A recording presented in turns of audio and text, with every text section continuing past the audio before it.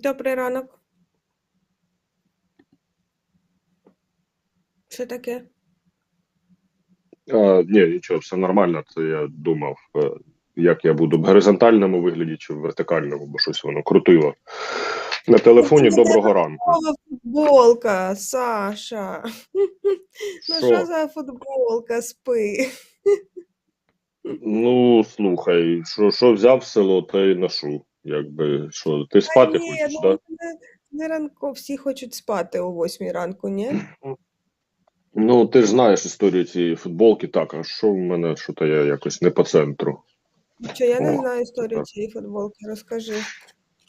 Ага, ну це загалом дивно, що ти не знаєш, тому що це ж пісня Стасік.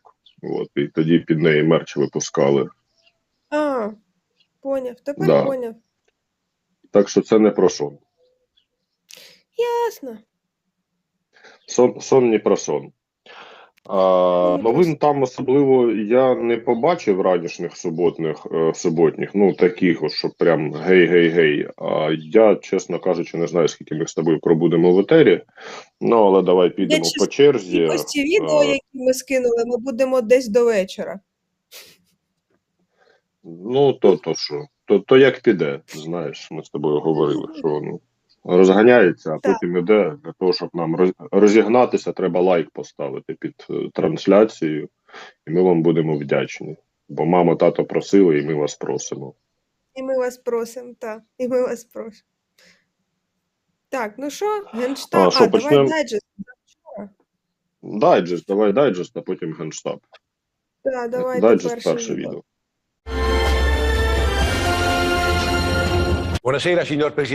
Доброго вечора, пане президенте. Ми дякуємо, що ви вибрали нашу програму для того, щоб дати перше інтерв'ю італійському телебаченню.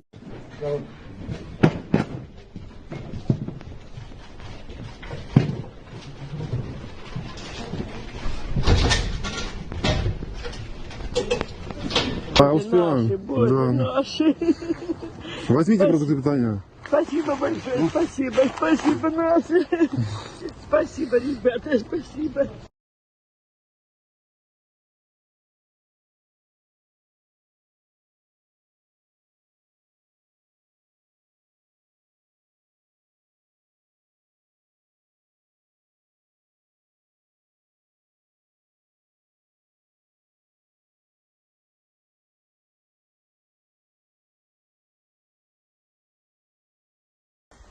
Сейчас посмотрим, что там. Возможно, противник мог заминировать технику. Возможно, она повреждена.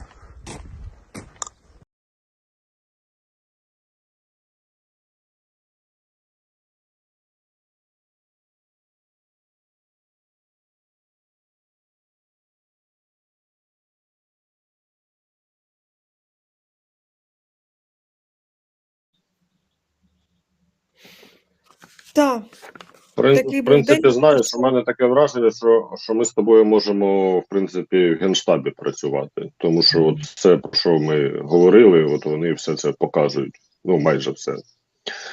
Ні, ну ми не говорили, наприклад, про цього, про вбивцю, якого судять. Це буде перший судовий вирок Це я про з Ярославом цивільних. вчора говорив. Угу. Так, про От. вбивство цивільних. На 18 травня перенесли поки що засідання, ну воно ж, очевидно, буде довготривалим. Воно не буде прям вжух і все.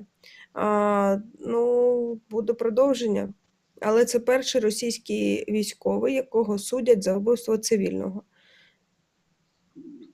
Цікаво просто далі, як буде, його обміняють, чи щось з ним будуть робити. Ну, його можна обмінювати, в принципі, але ну, в ідеалі, ну ти ж пам'ятаєш всі ці історії, в ідеалі, щоб він отримав вирок суду, відповідно, який він буде за українським законодавством. Я Потім думаю, що уже він отримає вирок. Я думаю, що він отримає вирок, що це буде такий показовий насправді процес. Ну, тобто, і це важливо як прецедент сам по факту отримання вироку. Я просто нагадаю, що були такі історії, наприклад, як з цим який, боже, вже в голові пусто називається. ДНР від Цемах? які, значить, да, Цемах, дякую. Цемах. Як з Цемахом. Да, там же Мгм. вироку суду не було, там же ж його просто його обміняли просто так. Там якийсь би мовити. шухермахер був, да, ну це Да, там неправильно був так шахермахер, робити. там був шахермахер ще й з Конституційним судом, ще й зі статтею про державну зраду, бо у нас стаття за державну зраду не є такою, коли обов'язково, значить, перебування в слідчому ізоляторі під час запобіжного заходу. Так що таке. Ну да. Ну, да. Да. Ну, будемо подивитися, як то кажуть. Да, очевидно. Там, Про це дивитись. давайте з приємного, а потім, тому що воно смішне, от, коли вони так реагують.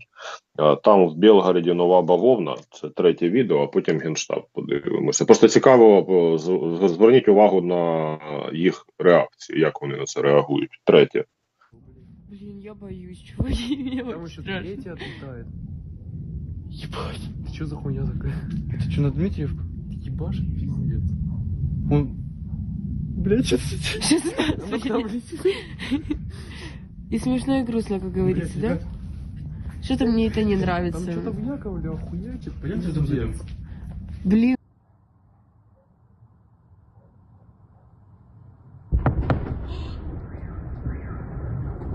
Ёб твою мать, ёб твою мать, ёб твою мать, ёб твою мать. Правда, нет, это самолет. Вон он, видишь? Ой, мамочки. Мамочки. Давай погромче, да?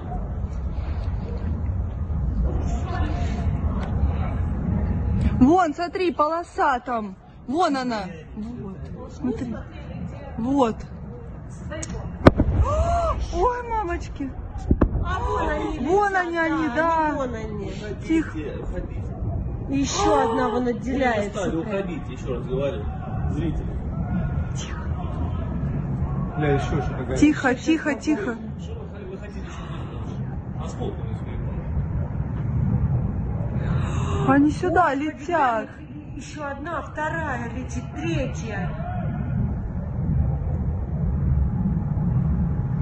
Трындец.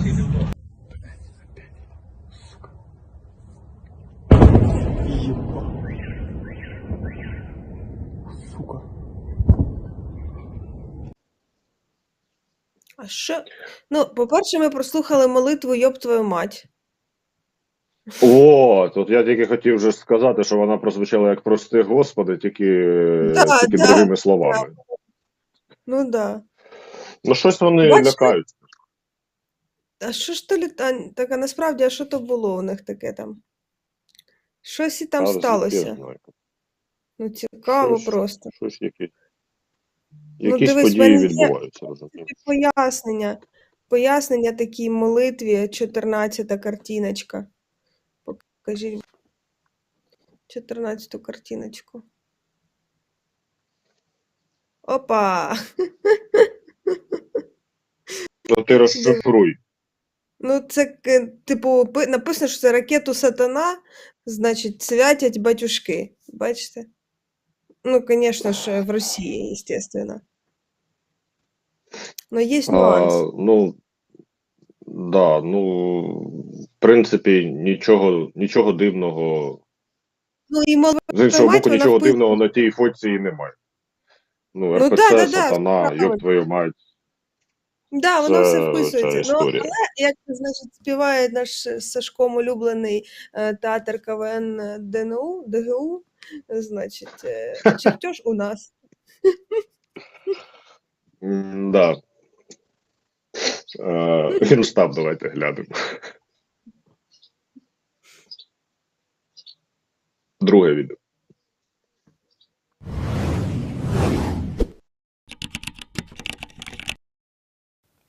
Розпочалась 80-та доба героїчного протистояння українського народу російському воєнному вторгненню. Ворог продовжує ведення повномасштабної збройної агресії проти України. Основна мета встановлення повного контролю над територією Донецької, Луганської і Херсонської областей та забезпечення стійкості сухопутного коридору з тимчасово окупованим українським Кримом. Російський агресор продовжує бойові дії у східній операційній зоні, здійснює вогневий вплив уздовж всієї лінії зіткнення та у глибині оборони наших військ. Найбільша активність окупантів спостерігається на Слобожанському та Донецькому напрямках. Зберігається загроза завдання ворогом ракетно-бомбових ударів по військових та цивільних об'єктах на території України. На Волинському та Поліському напрямках противник активних дій не проводив. До 7 батальйонів зі складу Збройних сил Республіки Білорусь продовжують виконувати завдання з прикриття українсько-білоруського кордону. Продовжується вивезення військової техніки та майна Збройних сил Російської Федерації з території Республіки Білорусь. На Сіверському напрямку противник забезпечує посилену охорону ділянки українсько-російського кордону у Брянській та Курській областях. На Харківському напрямку ворог активних бойових дій не проводив. Основні зусилля зосереджував на забезпеченні відведення своїх військ від міста Харкова, утриманні зайнятих позицій та маршрутів постачання. На Слов'янському напрямку противник здійснив артилерійські обстріли цивільної та військової інфраструктури в районах населених пунктів Довгеньке, Долина та Гусарівка. Російські окупанти проводили повітряну розвідку із використанням БПЛА «Орлан-10» в районах населених пунктів Ізюм, Капітолівка та Діброва Харківської області. На Донецькому і Таврійському напрямках ворог застосував міномети, ствольну артилерію, реактивні системи залпового вогню та авіацію з метою завдання максимальних втрат підрозділам Сил оборони, виснаження особового складу та руйнування фортифікаційних споруд. Крім того, противник намагається покращити тактичне положення у районах населених пунктів Комишуваха, Красногорівка, Новомихайлівка, Костянтинівка і Побєда. Успіху немає. В місті Маріуполь ворог продовжує блокування наших підрозділів в районі заводу «Азовсталь», завдає масованих артилерійських та авіаційних ударів.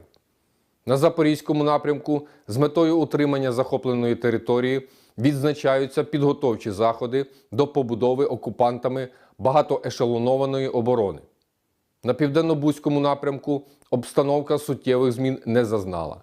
Противник продовжує обстріли позицій наших військ із мінометів та ствольної артилерії. На Донецькому та Луганському напрямках за минулу добу відбито 10 атак російських окупантів. Знищено 5 танків, 5 артилерійських систем, 6 одиниць бойової броньованої техніки та 7 автомобілів противника. Підрозділами протиповітряної оборони збито 3 безпілотних літальних апарати типу «Орлан-10». Загальні ж втрати ворога ми опублікуємо дещо пізніше. Разом переможемо! Слава Україні! Героям слава! Насправді я не сприймаю на слух, я сприймаю на читаю коли зведення насправді. Цікаво, що там на Харківщині насправді. Тому що там вчора відбувалися населені пункти, які були звільнені напередодні, зокрема, Руські Тишки, значить, ці населені пункти, вони обстрілювались росіянами. Ну, очевидно, там, понятно, вони просто бісяться.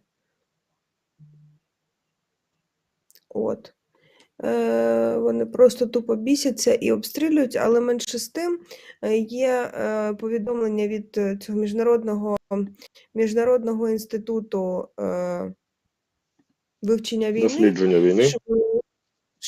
Що росіяни збираються повністю залишити позиції в Харківській області, мається на увазі в районі Харкова, тому що я так думаю, що це там не йдеться про Ізюм і цей південь Харківської області, який межує з Луганською областю. Тому що це трошки інший виходить напрям. І будуть залишати позиції, але от водночас є повідомлення про те, що вони там максимально шкодять інфраструктуру для того, аби не дати наздогнати їхній відхід, скажімо так, та українським військовим. очевидно, щоб вийти з меншими втратами. Але, ну, що ж, відходять, так їм і треба. Гівно таке. Ну так. Ну, вони ж говорять про те, що спробують вони утримати лінію на захід від Вовчанська. Так, а у нас ділиться, зараз ми не встигнемо, напевно, так швидко подивитися на карту, щоб захистити свої наземні лінії зв'язку від Білгорода до Ізюма. Ну там просто, якщо дивитись на мапу, там прямо видно така одна дорога, ну і зрозуміло, що вони будуть її тримати з усіх своїх можливих сил. Ну і я думаю, що наші теж знають, що робити, тому що от цей же інститут пише про те, що це ж не ми. наступальні операції у напрямку Слов'янська не досягають цілей своїх запланованих і просуваються дуже повільно. Ну просто це теж треба розуміти, озвучувати. Так, ну ми ж кажу, ми ж два військових аналітика, які планують військові операції, але я впевнена, що наші військові однозначно розуміють, що і як відбувається, і точно краще за нас. Власне, вчора було це велике звернення від Олексія Резнікова, який сказав, що, значить, ми увійшли в нову довготривалу фазу війни, але основний його меседж, насправді, як на мене, який треба виділити, що, значить, українське військо, Міністерство оборони, точніше, планує, значить, мати в резерві всього необхідного для військових на 2 бригади, як мінімум, кількісно, тобто резерву на 2 бригади амуніції, як мінімум. І, значить, йдеться про забезпечення як мінімум мільйона військових. Тобто будуть накопичувати резервів таку кількість, щоб було достатньо для забезпечення такої кількості людей. Там журналісти зразу. В Україні можуть мобілізувати 1 мільйон людей. Не про це ж йдеться. Це ж треба теж розуміти. Я навмисно... це журналісти.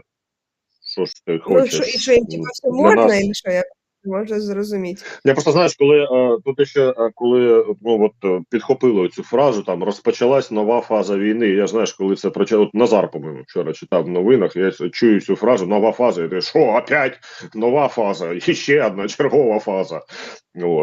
Війна триває, і а якість нашої журналістики, вона тобі і мені відома, тому що беруть заголовок, вихоплюють і несуть якусь херню. Знаєш, можуть мобілізувати, а можуть і не мобілізувати. Отак. 2 варіанти. Дивіться, написано. Так йдеться взагалі про забезпечення. Розгортання державного механізму – це багато формальностей навіть в умовах війни. І не тільки у воюючій країні. В підсумку було запущено процеси, які забезпечать нарощування оборонного потенціалу України.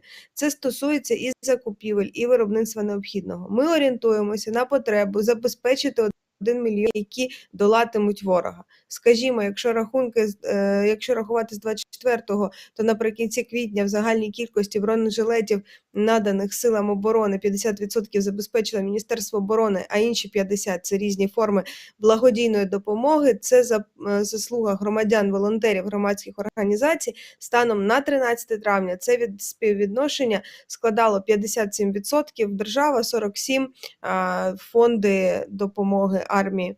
Кожного дня ми нарощуємо обсяги постачання. Тож не йдеться про мобілізацію 1 мільйона людей. Катя, не йдеться. Я просто підкреслюю, для глядачів наших також важливо, що якщо ви бачите якісь такі новини, то краще перевірте вперше. Цифра 1 мільйон є.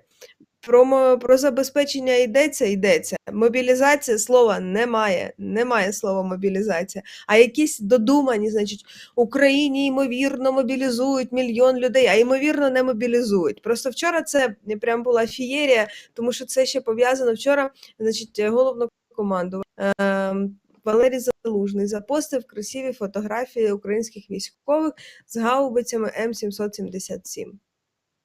Красиві фоточки красивих військових, значить, все відпрацьовують. Що почалося? на Сході, не на Сході, на навчаннях, не на навчаннях, де от ми просто бачимо по факту гармату і військового. Що відбувається, ми не знаємо. Ми, звісно, хочемо, щоб зараз це були пости, значить, Білогорі-Баївку роблять, значить, на Луганщині в чергове, можливо. Я навмисно так, значить, або щось інше. Але, скоріш за все, через доступ фотографа, як мінімум, це якісь навчання на території України. На полігоні, і то, знаєш, чи на території України, а може і в Польщі, ну, умовно кажучи. Воно ж по фотографії не видно. Ну да, де це є. Ну, згадала ти, до речі, про Білогорі-Баївку. Ну, от такий є портал, як Новинарня називається, відомий тобі. Я просто бачив у них текст про неї. В общем, як би це банально не звучало, ну дійсно 9 разів зривали спроби росіян переправитися через Сіверський Донець.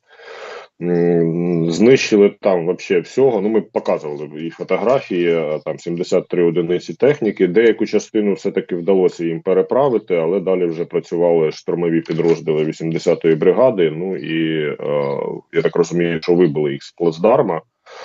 Ну, якісь от події там відбуваються. Я думаю, що те, що там відбувається, ну, буде мати вплив там в подальшому на розвиток військової операції в цьому регіоні. І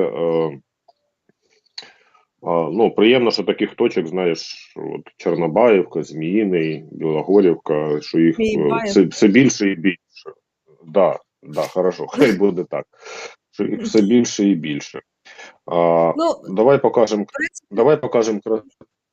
Два слова додам, що аналітики все-таки говорять про те, що їм важливе форсування річки, і вони будуть спробувати повторювати це робити, і українським військовим просто треба діяти на упередження для того, щоб наносити їм як можна більше ураження і в живій силі, і в техніці. Ну, і я думаю, що це без моїх порад військові і так прекрасно знають. Ну, да, ну, але, слухай, ну, є ж якась проста логіка, да, яка підвласна не тільки військовим, а і людям з головою, тому, в принципі, чому б не поговорити про це. От як урожають, ми з тобою там шукали відео, красиве знайшли, як бажають українські Збройні Сили несумної ночі окупантам. Давайте глянемо, там, ну, там просто красиво. 19 це. Батарея УА, визначену кількість снарядів по московським підарасам залпом 333!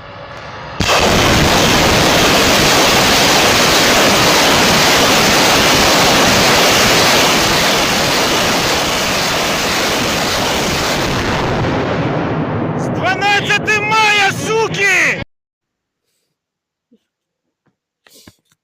Привітали, красиво. З 12 мая. Так, привітали. Дуже емоційно. Ну, слухай, якби і привітання дуже емоційне. Ну, все в наразі ефектне, отак буде правильніше. Дуже ефектно. Що, ми президента будемо слухати? Ну, давай, да, я за те, щоб послухати президента. Давайте тільки, давайте не так. Давайте, Антоне, от якщо можна, покажи 10-те фото. Угу. От, зараз ми послухаємо президента, ви поки в чаті напишіть нам, як ви думаєте, де це. І тепер, будь ласка, Зеленського, 4-те відео. Це Сирія?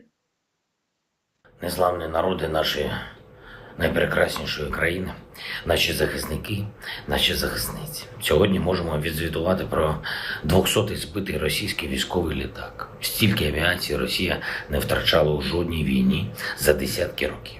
А ще Росія втратила майже 27 тисяч солдатів, багато з них молоді строковики. Росія втратила більше 3 тисяч танків, броньованих машин, велику кількість звичайних військових машин, гвинтокрили, безпілотники та усі свої перспективи як держава. Заради чого це все? Щоб тимчасово окупованому Геніческу ще трохи постояв пам'ятник Леніну? Жодного іншого результату у Росії немає і не буде. Насправді ніхто сьогодні не може передбачити, як довго буде ця війна. Але ми робимо все для того, щоб можна було звільнити нашу землю швидко. Саме в цьому наш пріоритет. Кожного дня працювати так, щоб війна була коротша. Однак це залежить не тільки від наших людей, на жаль, які і так викладаються, якщо чесно, по максимуму. Це залежить від інших партнерів, від європейських країн, від країн усього вільного світу. Я вдячний усім, хто працює на посилення санкцій проти Росії і на збільшення оборонної та фінансової підтримки для нас, для України. Саме це єдиний рецепт захисту свободи в умовах вторгнення Росії.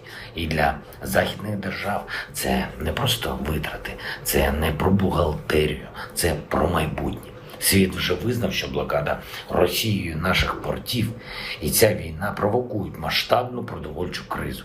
Російські посадовці ще й відверто погрожують світу тим, що у десятках держав буде голод. А якими можуть бути наслідки такого голоду? До якої політичної нестабільності і до яких міграційних потоків це призведе? Скільки тоді доведеться витратити, щоб подолати наслідки? Ось на які питання потрібно відповідати тим, хто гальмує санкційні пакети проти Росії або намагається відкласти надання допомоги Україні. Кожен день війни – це посилення глобальних загроз, це нові можливості Росії провокувати нестабільність в інших регіонах світу, і не тільки тут, в Європі. І це нові втрачені життя України, українців, українок, які віддають найдорожче, щоб вільно жити могли абсолютно всі. Я підкреслюю це. Всі, зокрема, і у тих країнах, де досі знаходять час посперечатись, замість того, щоб максимально вкладатися у допомогу. Тому тиску на Росію потрібно значно більше, і я про це кажу дуже відверто і щоденно усім, від кого це залежить. Продовжуємо відновлювати деокуповані території України. Станом на сьогодні деокуповано вже 1015 населених пунктів, плюс 6 за минулу добу. Повертаємо туди електрику, водопостачання, зв'язок, транспорт, соціальні послуги. Це важливо. Звичайно, ми пам'ятаємо про кожне місто і кожну громаду, які ще перебувають в окупації. Херсон, Мелітополь, Бердянськ, Енергодар, Маріуполь і всі міста і містечки Донбасу. Поступове звільнення Харківщини доводить, що ми нікого не залишимо ворогу. Не припиняємо намагань врятувати з Маріуполя та Азовсталі усіх наших людей. Наразі продовжуються дуже складні перемовини про наступний етап евакуаційної місії, вивезення важкопоранених медиків. Йдеться про велику кількість людей. Звичайно, робимо все, щоб евакуювати і усіх інших, кожного нашого захисника і захисницю. Вже задіяли для відповідних переговорів усіх в світі, хто може бути найбільш впливовими посередниками. Вже 37 іноземних представництв відновили свою роботу в Києві. Я вдячний усім з них, бо це 37 доказів того, що Україна стоїть міцно і має перспективи на відміну від Російської Федерації. Впевнений, що скоро ще й інші іноземні представниці повернуться до столиці. Варто повертатися до роботи і всьому українському бізнесу, який ще не відновив діяльність, хоча може це зробити на безпечній території. Забезпечувати робочі місця, прилаштовувати економічну активність під наявні умови. Це також робота велика на оборону, на наше майбутнє. Традиційно підписав указ про нагородження наших героїв державними нагородами. Відзначено 212 військовослужбовців Збройних сил України. Вічна слава кожному і кожній, хто захищає нашу державу. Вічна пам'ять усім, хто віддав своє життя за Україну. Слава Україні! Героям слава! Героям слава. Ну, бачиш, президент теж згадав про Харківщину і про те, що поступово вона звільнюється, і, значить, такий меседж людям на окупованих територіях, що ми про вас не забули, це насправді дуже важливо, супер важливо. От, тому що те, що там відбувається, воно ні в які ворота не лізе, як кажуть. І про міжнародну підтримку є у мене. Повертаючись до фотографії, там є правильна відповідь. Антон, тоді 10-ту і там 2 фотки. От перша та, що я показав, ну, вірніше, та, що ти показав, так і буде чесніше. Да, це Грозний. Це Грозний. Це перше, це Грозний, і друге Бородянка. Ну, просто от, Бородянку вже всі вивчили. Ну, я просто до того, що історія, вона йде по колу, і те, як вони працюють от тільки так, знищуючи повністю міста. Акція в Берліні пройшла біля Рейхстагу. Давайте глянемо. 5-те відео.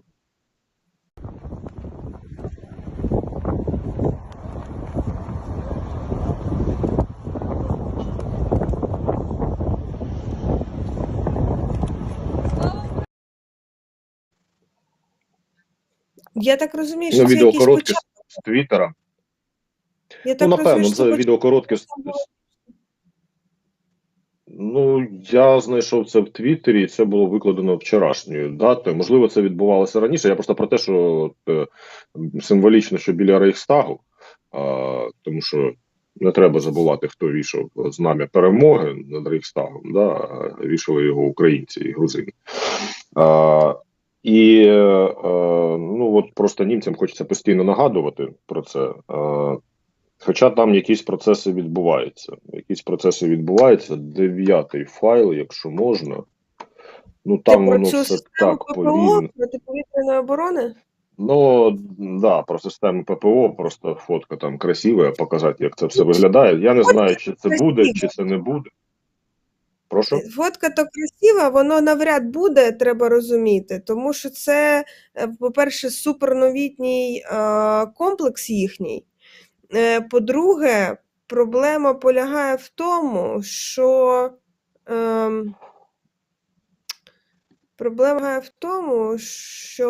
вони якби те, що все, хай вони дадуть хоча б те, що вони пообіцяли дати. Давайте почнемо з малого. З гепардами цими взагалі не зрозуміло, як виникла ідея нам їх дати, а схоже на те, що вони нам їх отакі: о, що у нас є, те, що нам не треба, і те, що вже не стріляє. Гепарди, давайте їх 50 штук в Україні пхаємо, хай вони заткнуться. Розумієш, що так це виглядає? А потім вони такі: ой, а все не так однозначно, тому що немає чим стріляти. Якщо Україна сама знайде снаряди, то хай тоді воно буде. Україна така: окей, добре, знайшли снаряди. Ой, а ми не знали, що ви, значить, знайдете снаряди, а ми б ще думали, що їх там ще треба ремонтувати, коротше, бла-бла-бла. Розумієш? Ну, типу, отак це виглядає. Потім такі: окей, давайте ці ПЗХ-2000, самохідні артилерійські установки. Давайте дамо, значить, самохідні артилерійські установки. Ой, давайте, а скільки у нас є? Ой, ну у нас так, щоб не так, щоб багато, щоб ми могли дати, тому що Бундесверу теж треба, Бундесвер армія, нас треба захищати, значить, і не так недостатньо. Давайте ми, значить, зараз тим, кому ми продавали, з ними поговоримо, щоб вони передали Україні більше, ніж ми передамо. Ну, розумієш, да? А взагалі це дуже складна система, і українські військові будуть дуже довго навчатися, і тільки в Німеччині знаємо секретики, коротше, специфічні. В общем, коли це воно буде, ми не знаємо, так ми даємо 7, Нідерланди дають 5, і таким чином ми, значить, дивізіон передаємо Україні цих ПЗХ-2000. А потім хай ще Бельгія, Італія і, здається, ще Нідерланди. Знову, типу, такі: окей, давайте зберемо для України ПЗХ-2000. Ну, тобто, я просто до того, що Німеччина, це просто ще Більд написав, треба розуміти, що Більд – це жовте видання, і коли Більд, це все одно, що у нас на власні джерела посилається, я не знаю, яке видання? Уніан. Більд схожий на Уніан? Ти мене питаєш? Я не знаю. Я не Ну, є що спеціалістом з преси європейської. Ну, я просто дивись, яка історія. Ти все правильно говориш, але враховуючи заяву Резнікова про нову фазу затяжної війни, знаєш, якщо це буде в 2023 році або 2024, то теж окей. То хай буде. Якщо буде. Ну, я сразу сказав, що якщо це буде. Ні, нам все окей. Як показує практика, нам треба все і побільше. Взагалі ми тут полігон по, значить, випробуванням сучасного озброєння з усього світу, яке є. І це непогано, це добре, тому що тоді можна зрозуміти, а що взагалі, як працює, і де свої плюси, де свої мінуси там і так далі. Ну, тобто, тут нічого немає, зрозуміло. Нам, щоб перемагати, треба зброя і побільше, і будь-яка. Просто що питання в тому, як воно потім буде взяти, але це зовсім інша історія. На мілітарному проєкт до зброї з Тарасом Чмутом у нас є, і ми там про це говоримо. Власне, підписуйтесь і на цей канал, так само, як треба підписатися на UMN, поставити подвійний дзвіночок, поставити лайк під цим відео. Просто президент в цьому зверненні говорив про продовольчу кризу. Знаєте, коли воно оформлюється, такі слова, що от може бути продовольча криза, постраждають багато людей, будуть наслідки. Я просто люблю, коли оперують цифрами. От на даний момент, щоб було просто зрозуміло суть проблеми, 80 кораблів блоковані в наших портах, і вони просто не можуть нікуди вийти. Причому що це ж кораблі під різними прапорами, да? Тобто це не обов'язково українські, це всі загалом.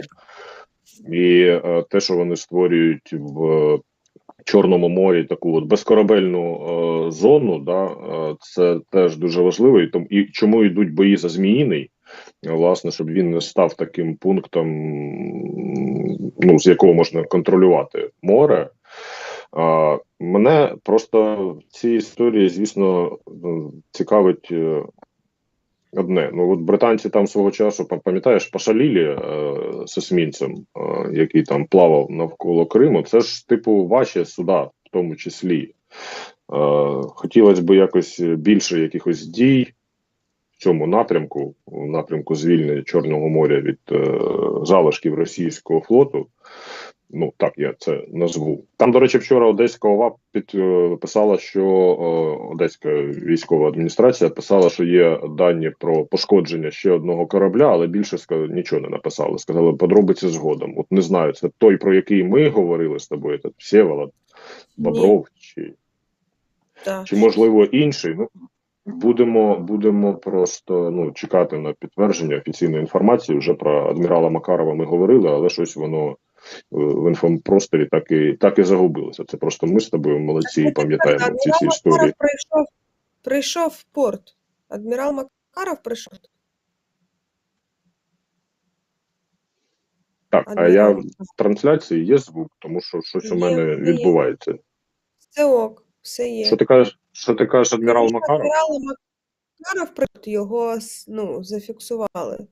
Що він... Ага, вже зафіксували. Я просто не бачив цього повідомлення. Просто пам'ятаю історію про те, що нібито підбили, і всі ми раділи, а виявилось, що що треба чекати офіційного підтвердження, а не телеграм-канали читати. Так. Отак це працює. Так. Тобі треба було демонічним голосом розсміятися. Отак це працює. Ха-ха-ха. Я вам казала, Катерина Супрун вам казала, що не радійте. Це ж зрозуміло, що це ти заручник виявляєшся цієї навали інформації, яка сипеться з всяких гавноканалів, коротше, і всі такі, а що? Ой, вибачте, землетрус невеличкий стався. А що? Ти не можеш, зробити вигляд, що ти цього не бачиш. Ти ж теж це бачиш. Ясно, що всім хочеться, щоб взагалі втонули всі російські кораблі. Там вчора хтось, я бачила вже вночі, була інформація, що всі підводні човни, які є, значить, в Чорному морі, у російського Чорноморського флота, вийшли, значить, вийшли на бойове чергування, так би мовити. А сьогодні зранку, я буквально читала новину про те, що Естонія передасть Україні протикорабельні ракети, які Ну да. можуть і по підводних цілях так само стріляти. Та-та-ра-та-та-та. Мені, знаєш, Естонію продасть Україні протикорабельні ракети. Всі дві, Надасть. так, Ми знаєш, знаємо, чи виникають. вона надасть, чи що. Ну, я ж кажу, всі дві ракети, чи скільки там у Естонії може бути ракет. Так, а що? Не обов'язково. А що всі дві? Може бути більше. Та навіть якщо дві, Окей. то правильно застосовані навіть дві ракети адекватно себе проявляють. Що його казати? В принципі, да. І це не тільки крейсером Москва, я просто нагадала історію. Ця аргентино-англійська війна за Фолкленди. Там же ж у аргентинців було, по-моєму, взагалі 8 цих протикорабельних ракет. І вони їх дуже якісно використали. Там був потоплений, ну це зараз треба згадувати, був потоплений англійський корабль, власне, якимись такими. Притом там була історія, що декілька із них вражали ціль, але через те, що вони були старі, вони не вибухали. Ну, коротше, в принципі, можна використовувати. Вони прилітали, але не вибухали. Так. Що ми там далі будемо розважати чим людей? Ну, давай покажемо. Ми М777 згадували. Я просто за те, щоб давай вже, так би мовити, закриємо цю тему з озброєнням. Значить, радіус ураження гармати М777 – це сьома картиночка, та, от ви бачите, 18 кілометрів – це радіус ураження російської артилерії, а М777 – це 20 плюс. В залежності від снарядів, які використовуються, може бути до 40. Тієї модифікації М777А2, які у нас є, які показав, зокрема, Юрій Бутусов, значить, вони можуть, нам там їх модифікація полягає в тому, що там стоїть спеціальне програмне забезпечення, яке дозволяє використовувати снаряди Ескалібур, які нам передали з Канади. Або, в процесі вони, очевидно, ці снаряди. А ті снаряди, які є, в них там теж повинні теж покращені характеристики, там теж до 30 кілометрів зона враження, наприклад. І що важливо, що точною є артилерія ця, і вона може вражати цілі дуже точно, а не крити просто, як реактивні системи залпового вогню, які просто накривають якусь площу.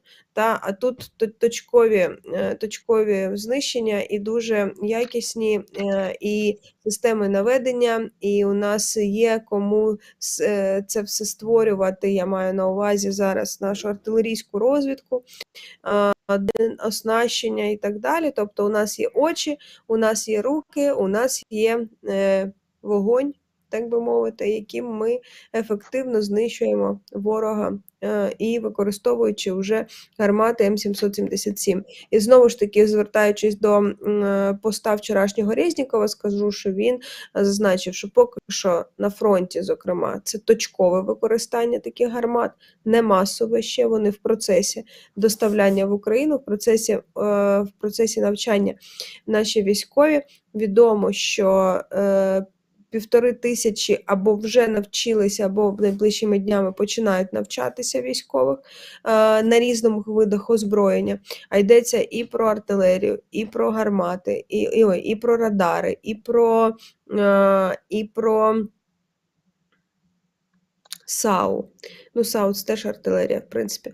І, в принципі, багато видів озброєння, на яких наші військові навчаються. Тому артилеристи, наприклад, одразу, так би мовити, повертаються на поле бою. А інші військові стають інструкторами і б'ють отриманням,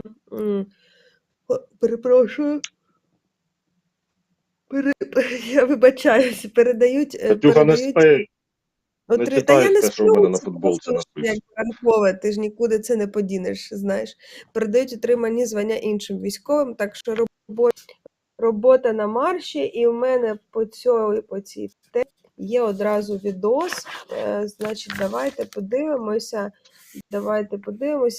15-те відео про роботу українських артилерістів на Сході. Я насправді не знаю озброєння, з якого вони там працюють, але відео все одно підходить. Артилеристи.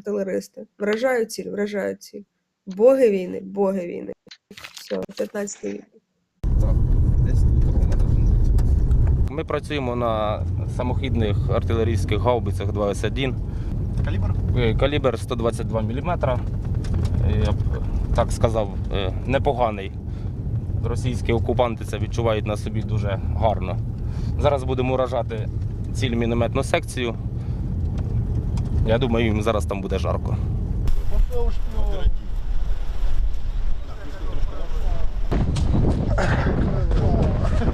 Другий плюс, рушаємо.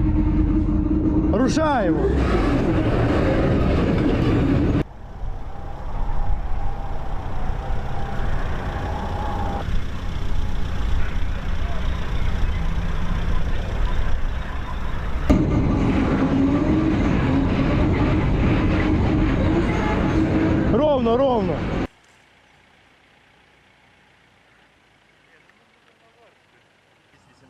навестись на бусоль. Скажи, хай третій панораму поправить. Другому 36-62 плюс, третій поправ панораму. Поехал.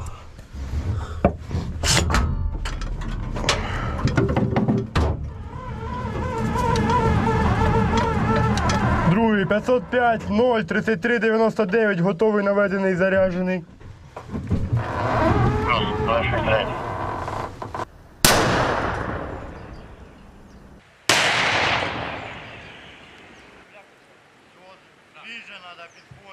Першому постріл.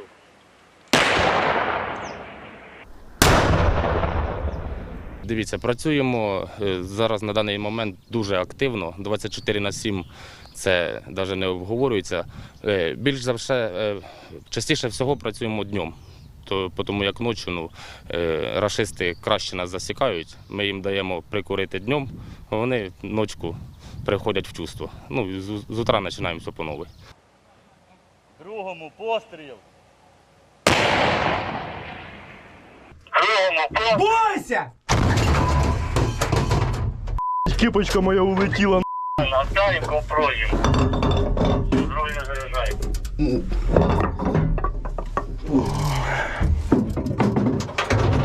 Стикаємося з тим, що противник дає вогонь у відповідь швидко, дуже швидко.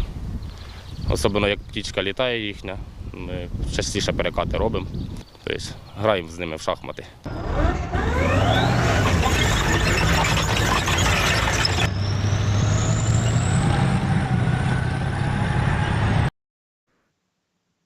Граємо з ними в шахмати.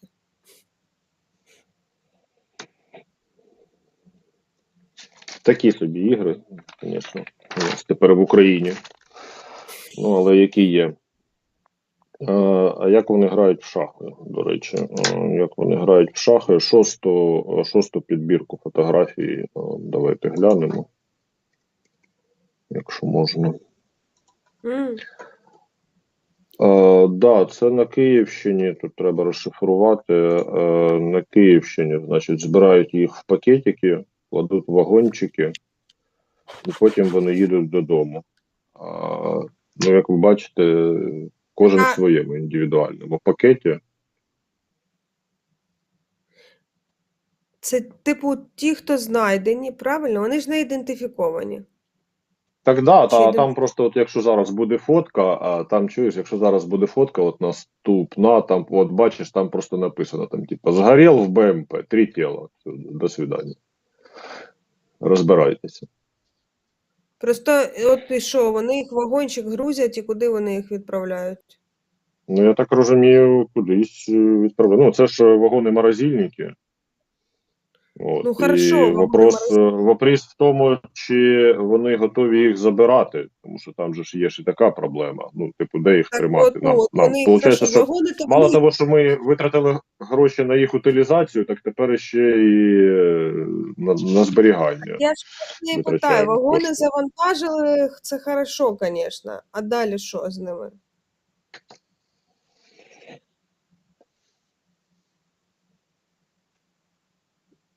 Ні, немає, не Я, знаємо. я не знаю. Все, не знаєш, та й не знаєш.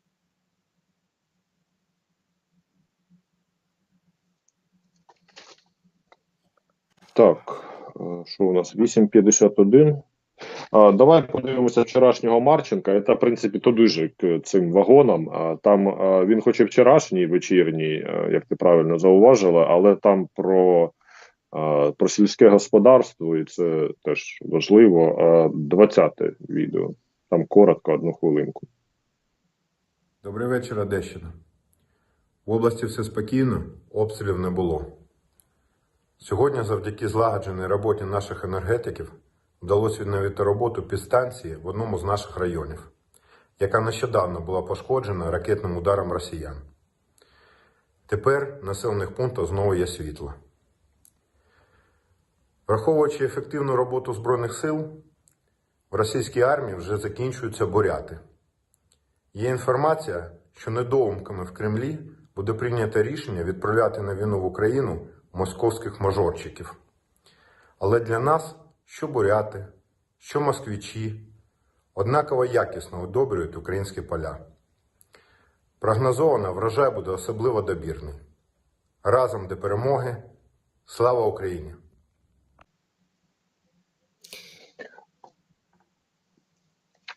Це була рубрика «Сільський час». Так, це точно. Це точно. А як на Дніпропетровському державному називалась програма? Аграрна Дніпропетровщина була програма така, да. Так от. І я просто до того хочу сказати, що є з московськими мажорчиками. Тому що в них хімічний склад організму може бути не такий хороший, як у тих, хто не споживає таку кількість продуктів, не має такий доступ до наркотиків, значить алкоголю і всього іншого. Тому тут якби не знаю, чи це добре, чи погано. Ну, якість гною на Росії ж цей впала. Ми вчора про це говорили. Так. До речі, дякуємо. Ольга Матішак переслала нам 219 сек. Це що? Шведські крони? Зараз. Я не знаю, Ну, я не насправді, розбираюся. насправді, і я теж не знаю. Насправді дякуємо в будь-якому разі, щоб то не було, яка б це валюта не була. Тому що в описі під відео, тут треба нагадати, є всі відповідні реквізити для допомоги там фонду «Повернись живим», для допомоги харків'янам. Якщо щось лишається, то будемо вдячні, якщо будете допомагати. І журналістам, власне, проєкту Скрипін.UA, який от зараз мовить на UMN. Все правильно. На UMN. І враховуючи те, що я в селі, а в селі інтернет такий собі, я тебе чую через слово, тому я не знаю, що ти тільки що сказала. Кажу, що це Швеція.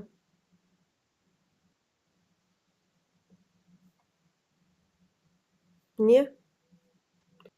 Не чуєш мене? Не почув. Ну і менше з тим. Неважливо. Неважливо. Так.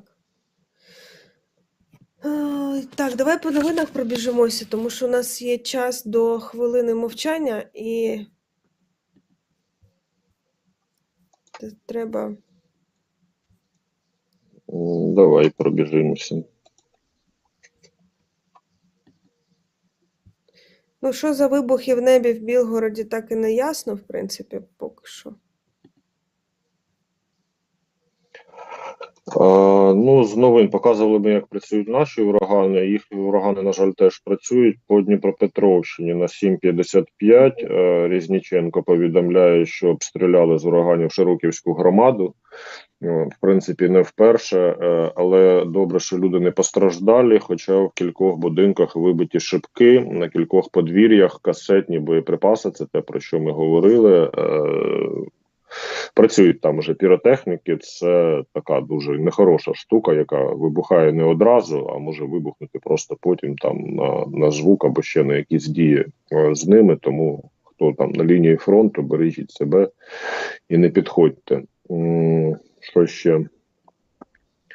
Ну от тобі новина, що Україна готова повернути Росії її мертвих солдатів, якраз ми показали. Це Reuters, до речі, були фотки, треба, напевно, сказати.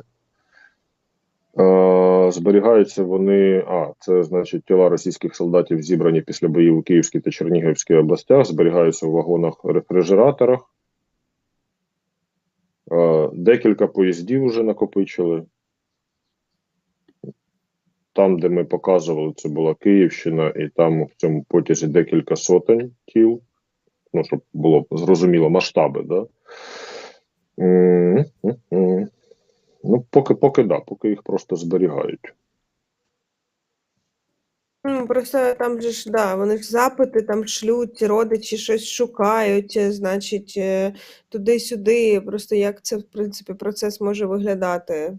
Ну, це я зараз, я не знаю відповіді, це так, роздуми.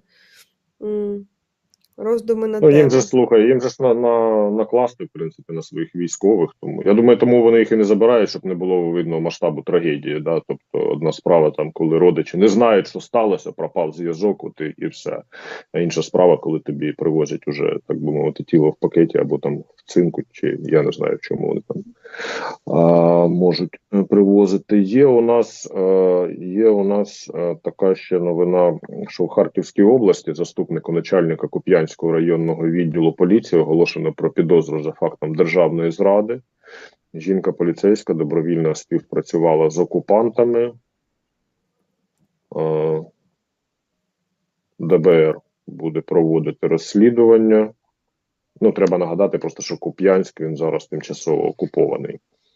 Ну, і міський голова Куп'янська, він голова громади Куп'янської, він здав місто, в принципі, він про це прям відеозвернення записав, йому так само оголошено про підозру, значить, в державній зраді. І в Куп'янську, що цікаво, до речі, там є якраз цей термінал газовий між Росією та Україною. Газовий термінал там в Куп'янську, і там була одразу буквально була там на другий тиждень інформація, що росіяни зайшли в приміщення технічне цього, як не знаю, як назвати, вузла, да, газового, і, значить, там щось хазяйнують врачі, ці штуки. Да.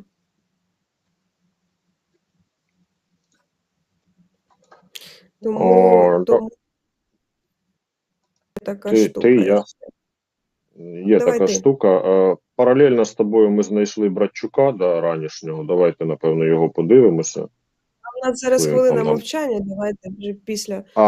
Давай, хвилину. Окей, я просто не зауважу. Давайте хвилину, а потім Братчука. Так.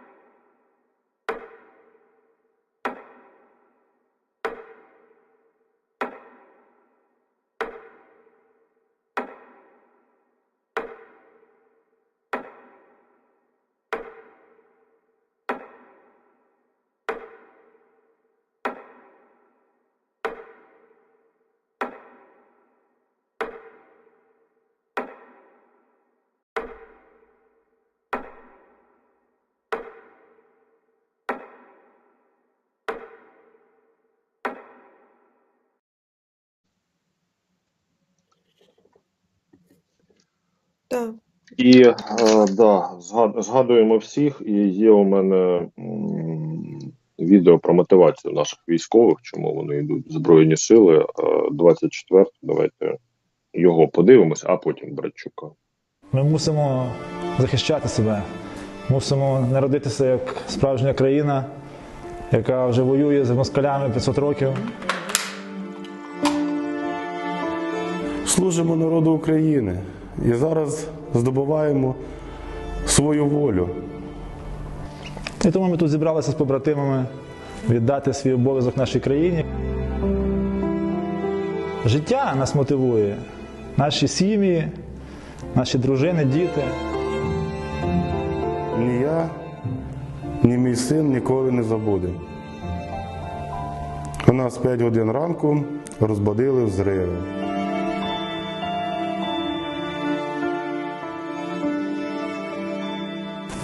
Ми мусимо продовжити наш рід і продовжити його гідно, так як наші гетьмани, князі, здобути перемогу і жити щасливо на нашій землі.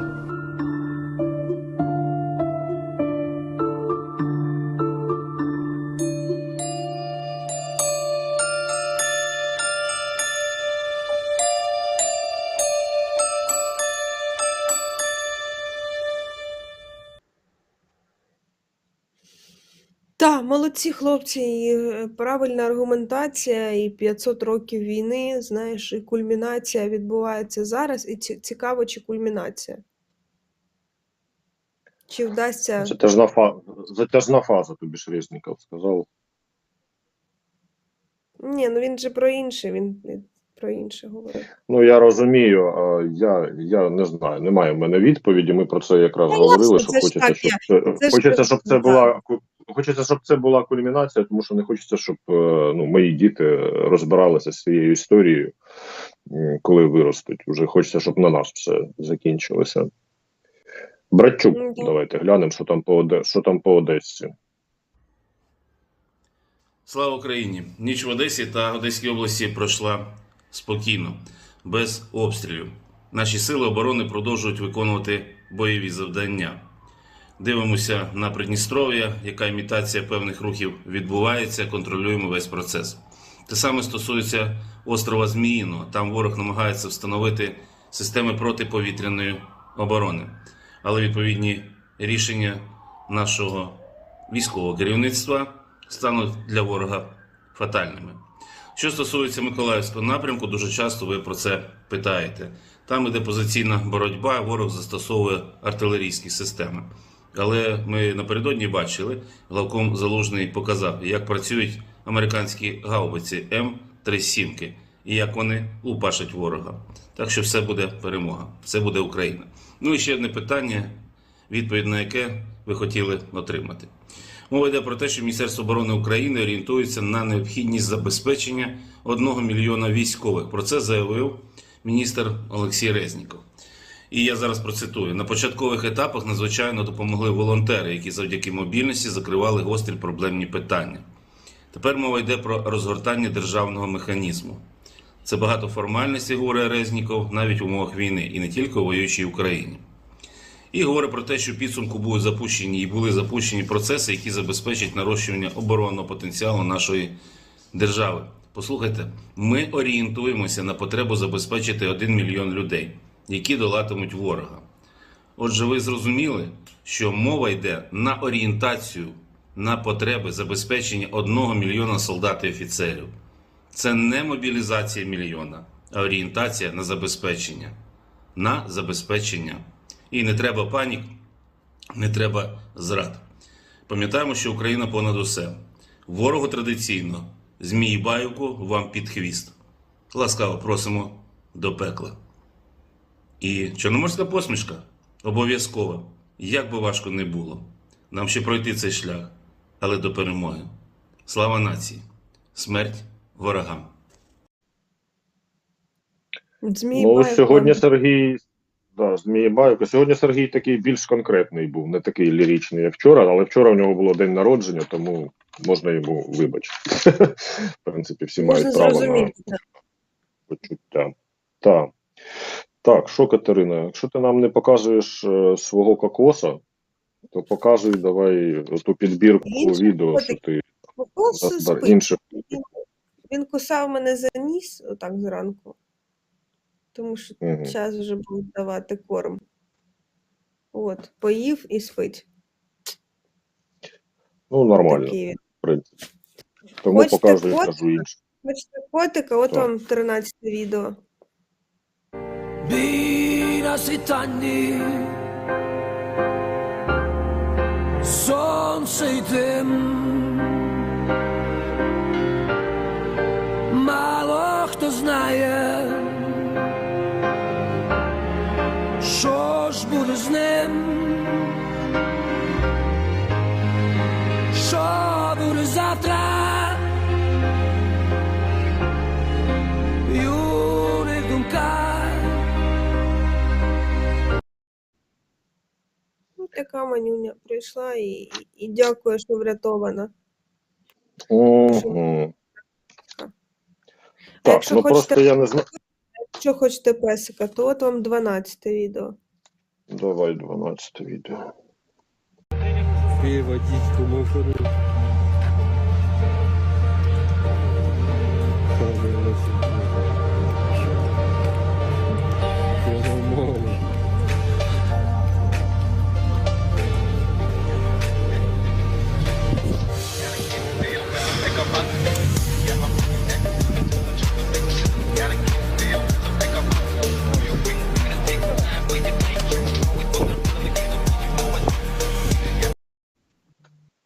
Так, небезпека з музикою, звісно, є завжди, але я, до речі, вчора оприлюднив Кракен, це спецпідрозділ батальйону Азов, який на Харківщині діє. Значить, вони вчора показали відео ввечері, як вони звільняють селище Питомник. Ну, там зачистку. Ми показували його. Так. І там оцей от песик же ж теж був на кадрах. Знаєш, але тут вже прям деталізований порятунок песика. І у Кракена, у підрозділу Кракен є ще один відос зі звільнення руських тишок, руської Лозової, я не пам'ятаю точно якого населеного пункту, там теж військовий з собакою такої типу коргі, ну, по формі і обсягу. Значить, коргі, він її так приносить і каже, ну що, Кракен? Ну, знаєш, такий Кракен. До речі, якщо погано чути, то це, можливо, проблеми з інтернетом в мене. Є така підозра. Ні, це я про інше.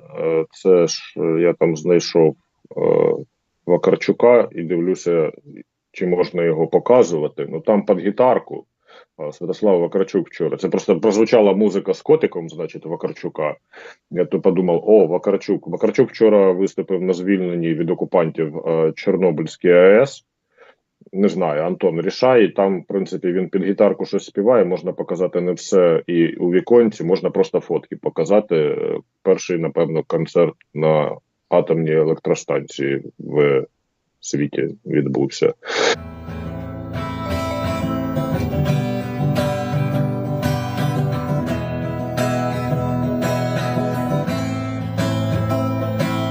Я пам'ятаю час, коли лиш починався світ, хто міг, той підіймався і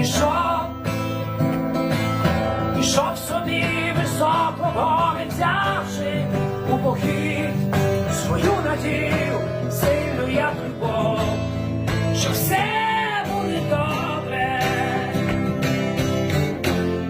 для кожного з нас, і все буде добре.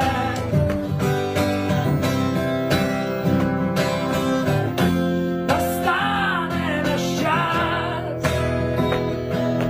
Я бачу, як навколо нас і долі вогні все далі й далі змінювали світ. І ми все вищимо в долині небо, не таке, і далі щось веде мене в похід. І все буде добре для кожного з нас, і все буде добре.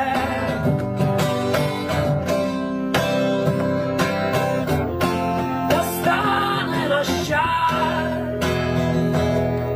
І от коли ми майже там, не холодно і сніг, зовсім близько наша самета. Бажання сильні, як любов, поможуть нам дійти, і буде взята наша висота, і все буде добре для кожного з нас, і все буде добре.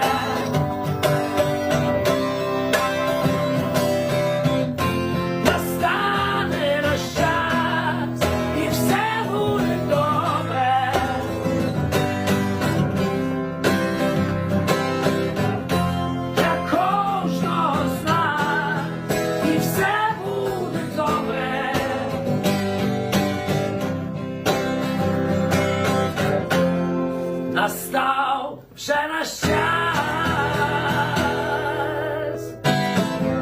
Слава Слава героям слава. слава.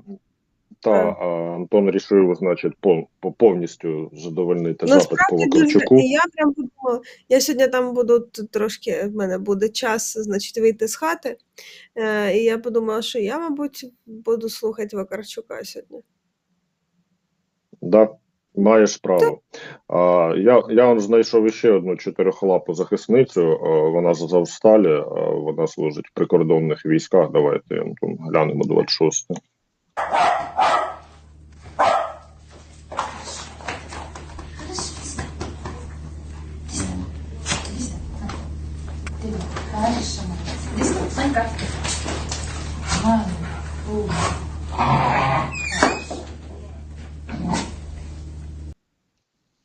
Хороша. Слухай, ще не все з песиками. Ще не все з песиками. 11. Да, ага, тут у нас это, як воно, Animal, рубрика Animals, чи як ти там придумала слово? Ні дня без, да, Animal Planet. Дня без патрона називається. Це, значить, польський цей, значить... Мультяшна собачка Рекс звати його, я його пам'ятаю з дитинства. Да, я теж його з дитинства пам'ятаю, значить, він, бач, нагороду патрону передав. І це прям така мілота, це прям клас. Патрон який красивий. Патрона вже нагород, звісно. Ну і патрон молодець. Це правда. Що тут скажеш? І це теж правда. Давай, якщо ми вже Animal Planet включили, чи як там воно правильно називається, подивимося відео, як рятували тварин, перепрошую, в Харківському екопарку. Там же ж історія в тому, що він фактично на лінії фронту перебував, і там загинуло, по-моєму, 6 працівників екопарка. Є поранені, але люди працювали все одно і рятували тварин. Це 23-те відео.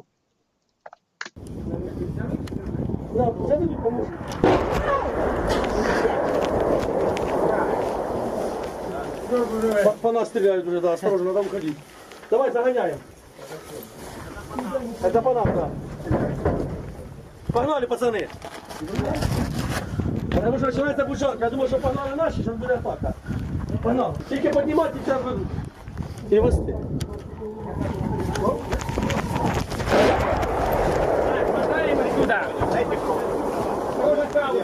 Аккуратно вправо. Пацаны, выезжаем.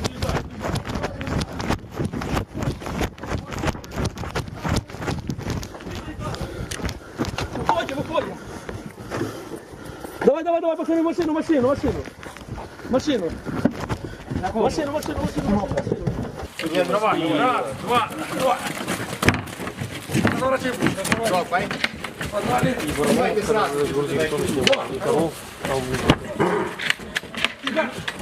Ну что там у вас, пацанчики? Пока не возьмешь, обезьяны будут взрывать.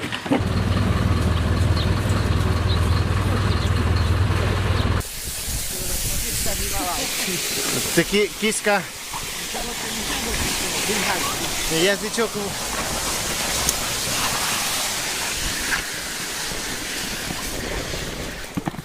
Так не знаєш.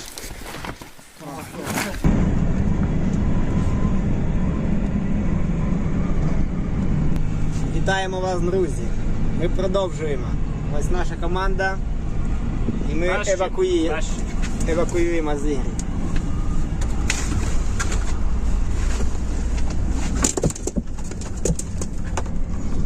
Сьогодні місяць початку війни, і ми продовжуємо евакуацію тварин.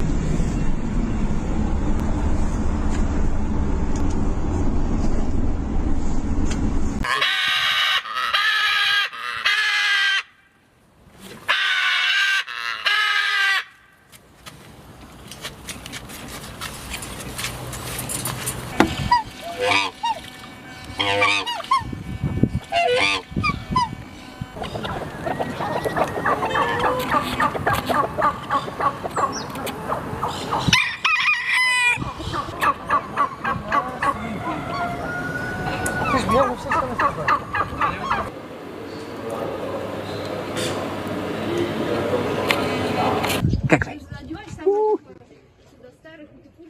за холку бери его, за холку. Хапай за холку. Не, буде тобі мішати провод так його витягувати.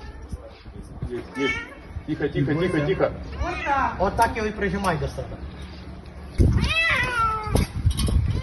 Клітка є? Зараз вже погодуємо всередині клітки. Держи його, щоб він не пригнув. Давай, давай. Иди погуляй. Иди погуляй, иди. Маленький какой. Иди. Да попой вперед надо, вас никто не учил. Никто не учил. Это его первый ход. Ну, с почином.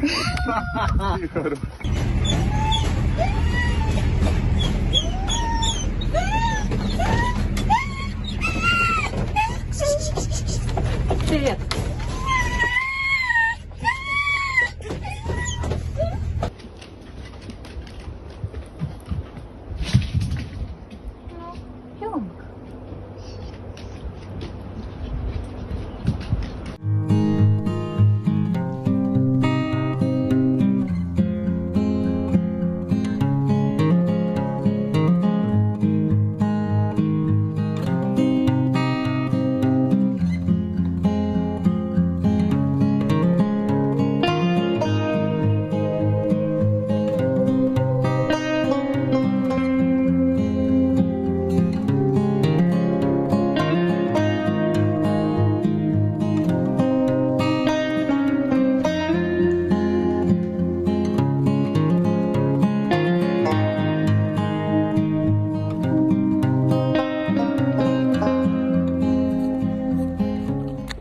Дай кусить.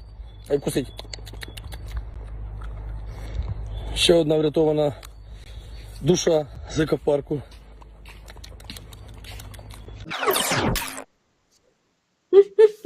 Таке смішне.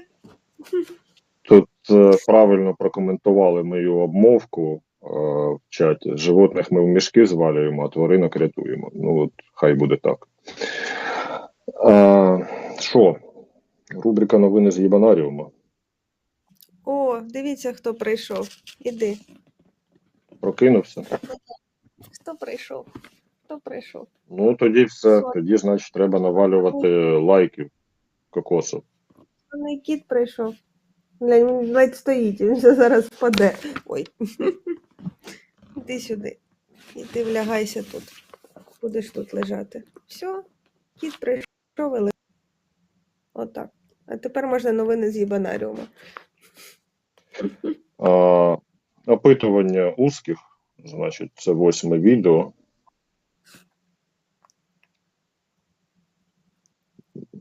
Тих, у кого слабкі нерви, я попрошу відійти від ваших гаджетів. Украину надо освобождать, ее надо к нашей России присоединять. Это же наши люди, они же там гибнут зря. Пусть они все идут к нам в Россию. Мы такую не обсуждаем тему. Вот. И я считаю, что все-таки правильно делают, что наши как раз хотят в самом начале это искоренить, чтобы потом дальше уже наши народы дружно жили. Я стараюсь вообще в политику не лезть, ситуацию эту не комментирую и вообще очень далека от политики, очень. Знакомые жили на Донбассе всегда. В 2014 году им пришлось бежать сюда, бросить свои дома, бросить свой бизнес и вернуться туда они не могут, потому что брата убили за то, что он был против проведения 9 мая, просто расстреляли. Завоевание территории, на мой взгляд. Ну, то есть смысл такой, как бы, чисто экономически завоевание территории.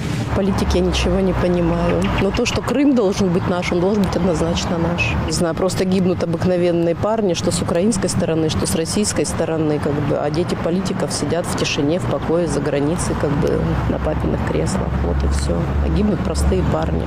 Я, как бы, человек позитивный, вообще против войны. Жалко, конечно, что гибнут ребята, и это в любом случае трагично, я считаю.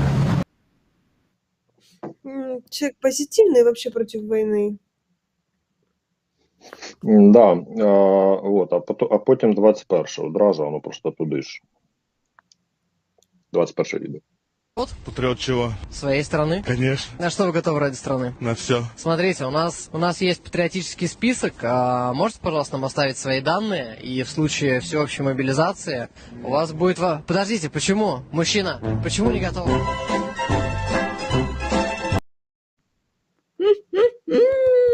Вот говно, вот это клас, вот это я люблю, це мені подобається.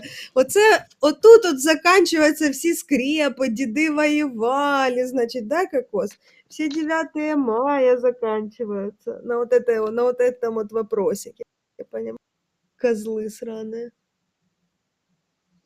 Саме так. Так, Так, ну а тепер щось нормальне. Давайте. У тебе там були Да, будні щось захисників нормальне, у нас, Донеччини. Да, у нас є будні військових на Які, Донеччині, значить, там, да, щось нормальне, це точно, 17-й відео. Це ж виходить, що вони розстрілюють всіх, хто вже 9 мая. Получается, да. Це на голову. Ага. По прямой пробегаем. О, выкусывать. Тут парни не стріляють. Мої там рідні думають, що я на тилах. Тут воду типу набираємо. Це ми, порту набирає, і ті набирають. Туди далі лише не заходить, там вон одразу з краю розтяжка стоїть. Ага. Така, вбить не вб'є, але трошки покалічить. Ночі, якщо лізуть, то з тої посадки перебігають путя і починають з тої посадки по нам питатися. З РПГ не можуть, бо ветки не дозволяють, їм вони, блядь, перекидають говнюки. Намагаємося сюди по бойницям, тому що 2 метри сюди ходиш, куди літаєш.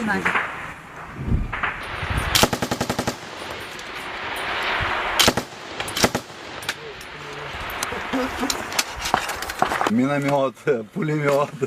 Ромчику кажу, Ромчик, давай делай щось, робимо ПК, блін, туди накидав їм. Медична допомога. Да, це вони і дрова на їм возять, і що там треба перевезти з ропа. Але теж, скажімо так, своєвременно опасно, блін. Їхня тряпка.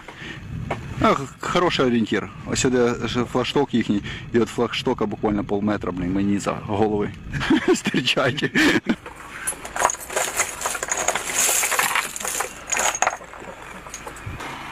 Наше ПВО, значить, їх забрало. І от це виход, Туди вони і лягли. і значить це приходи, блядь, були, значить, наші їх достали, молодці. Тишина. Чуть пізніше почну.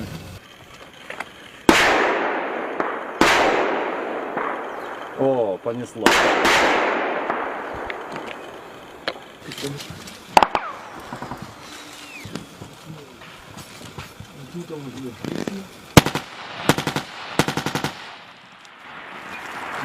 Вони нам трошки, ми їм чуть більше. І все нормально. О, це справедливо. Все їм туди. А ні, це ракета, диви, ракета пішла, бля. Ракета пішла. Над нами ракета в сторону Європа пішла. Висипу. Хорошо купалися. Ну, нічого страшного, я думаю, що наші там 2С1, 2С3 поможуть їм розкопатися чи закопатися ще більше. Треба просто подождати время. Подходящий момент.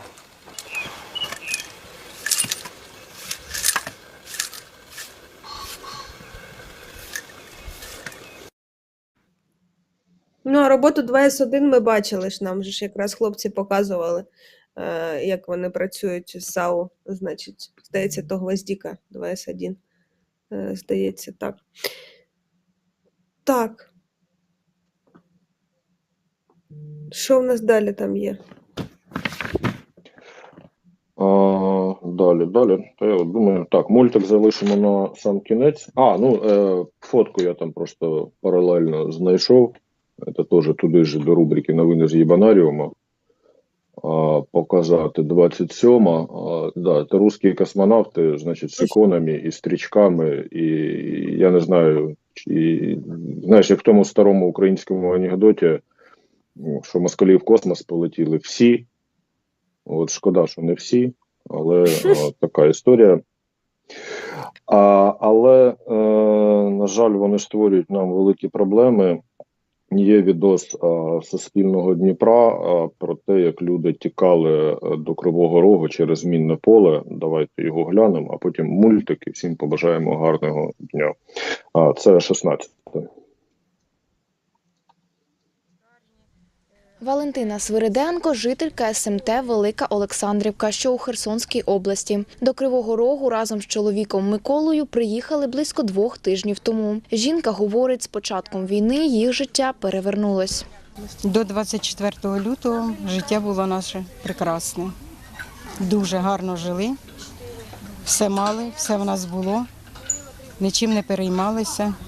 24 лютого все зруйнувалося. Почалася війна. 10 березня вони вже були в Великій Олександрівці.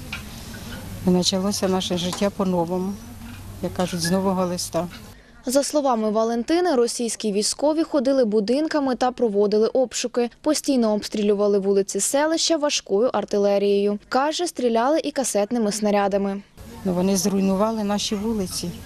24-го на світлий праздник Пасхи. Ми зібралися на вулиці і просто розмовляли. І почалися обстріли. Десь о 1:30 дня. Ми почули, що воно засвистіло і почалося. Жахіття було таке, що це просто жах.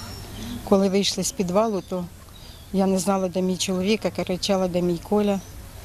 Він через дорогу, а потім, як кажуть, по-пластунськи, попід заборами, під курниками він добіг до хати і там заховався. Поки це все закінчилось, то вийшли, вже в сусіда криші не було, вікон не було.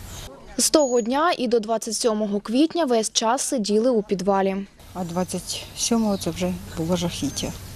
Зривалися їхні снаряди, все зривалося, шифер сипався, желізо летіло, все, що тільки можна. То 5 годин втрата мого 5 років здоров'я і життя.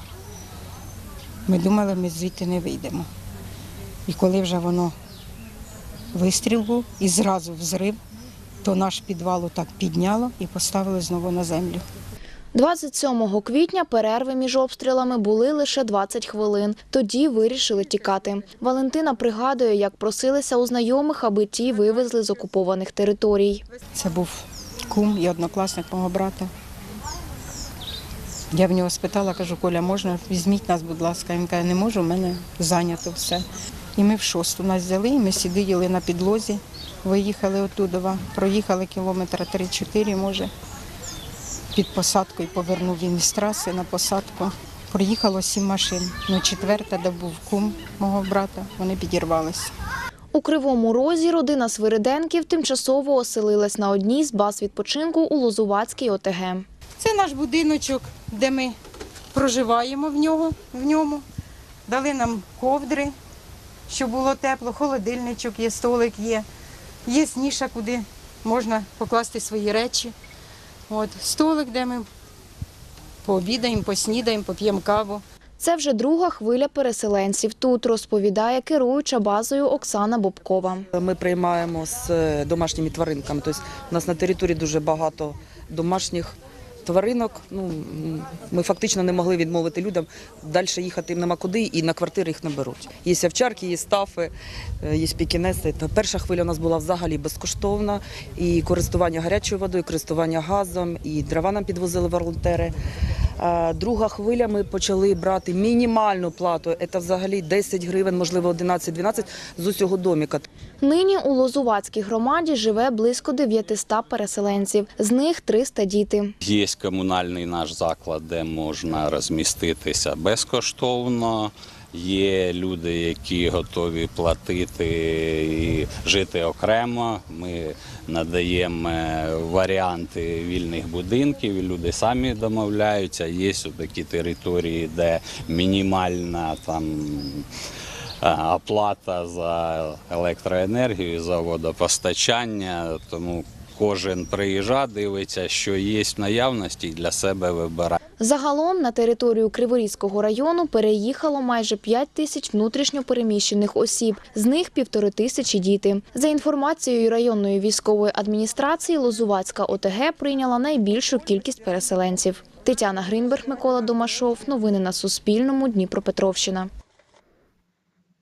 Ну, бач, насправді так дуже добре, що людям є куди виїхати, є де їх прийняти, і молодці великі в Кривому Розі, в Криворізькому районі, що розміщують і допомагають переселенцям.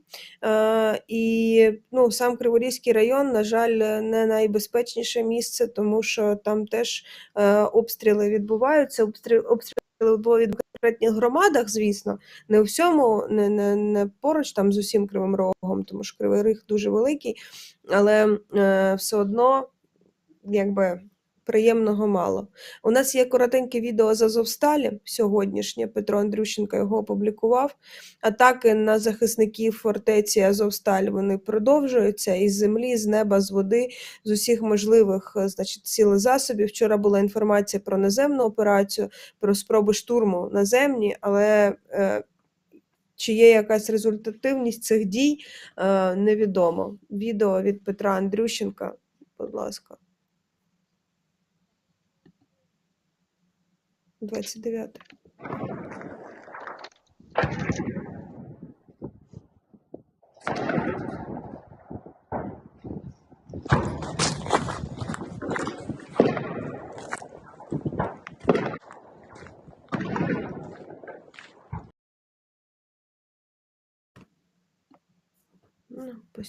Постійно обстріли просто. Так, на жаль. 80 602 нас стало під час цього ефіру. Дякуємо глядачам, що з нами. Там ще втрати є, і то така інформація приємна, яку не можна обійти увагою. Тому давайте її глянемо. Я іду читаю. Значить, 27 200 ліквідовано особового складу, 1218 танків ліквідовано, 2934 бойових броньованих машини, 551 артилерійська система, 195 РСЗВ, 88 засобів протиповітряної оборони, 200 літаків, 163 гелікоптери, 411 безпілотників оперативно-тактичного рівня, 95 крилатих ракет, 2059 автомобільної техніки та цистерн з паливно-мастильними матеріалами, 13 кораблів та катерів і 42 спеціальної техніки. 200 літаків – це вже нарешті, так би мовити, подолано, значить, моральну межу. Ну так, це приємно. Так, бо я читаю думки Катерини. 18-те відео, я думаю, що будемо ним завершувати. Це Олександр Горовий. Забув. Хлопець робить такі прикольні мультики про Збройні Сили України в стилі Лего, наскільки я розбираюся в дитячих цих штуках. Там красиво, я думаю, що будемо закінчувати, так би мовити, ми свою моральну межу теж перетнули, 80 600 підписників. Хто ще хоче доєднатися до всієї нашої команди, то підписуйтесь на канал UMN, ставте подвійний дзвіночок, наступна трансляція теж буде. Тоді до вас прийде сповіщення, якщо ви поставите подвійний дзвіночок. Там у нас в 11-й годині Лена Васильєва, Ярослав Журавель будуть запалювати інформаційний простір. Будемо прощатися. Я вів свій репортаж з центру села. Ти, я так розумію, з центру нашої столиці, батьківщини, міста Героя Києва. Кокос теж старався.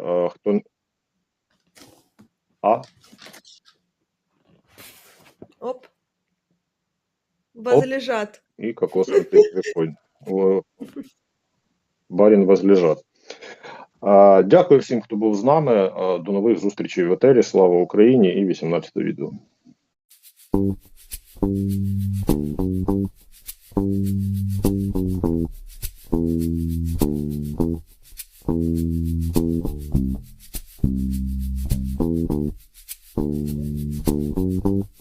Thank you.